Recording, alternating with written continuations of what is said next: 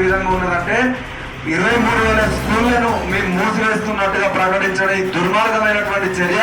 ఎందుకంటే ఇవాళ ప్రభుత్వ పాఠశాలలో చదివేది ఎస్సీ ఎస్టీ బీసీ మైనార్టీ పిల్లలు. ఈ పిల్లలు చదువుకోవడం ఈ ప్రభుత్వానికి ఇష్టం లేదా అని చెప్పి మేము అడుగుతున్నాం. ఈ ప్రభుత్వానికి ఏ మాత్రం సిగ్గు చరమన్నా మీరు ఇచ్చినటువంటి ఎన్నికల వాగ్దానంలో ఏ విధంగా అయితే మీరు ఇచ్చి గెలిచినారో అది ఇంప్లిమెంట్ చేసే విధంగా మీరు ముందుకు సాగాలి. లేకుంటే ఆర్ కృష్ణ ఆధ్వర్యంలో పెద్ద ఎత్తున మిలిటెంట్ పోరాటాలు వస్తాయి. ఈ ప్రభుత్వాన్ని ఉరికించే రోజులు వస్తాయి. ఎందుకంటే విద్యార్థులతో పెట్టుకున్నటువంటి ఏ ప్రభుత్వం మరి ముందుకు సాగలేదు. ఈ ప్రభుత్వానికి ఏ మాత్రం ఇది ఉన్నా కానీ విద్యాశాఖ మంత్రిని నియమించి వెంటనే విద్యార్థి సమస్యలు పరిష్కరించాలని చెప్పి డిమాండ్ చేస్తున్నాం.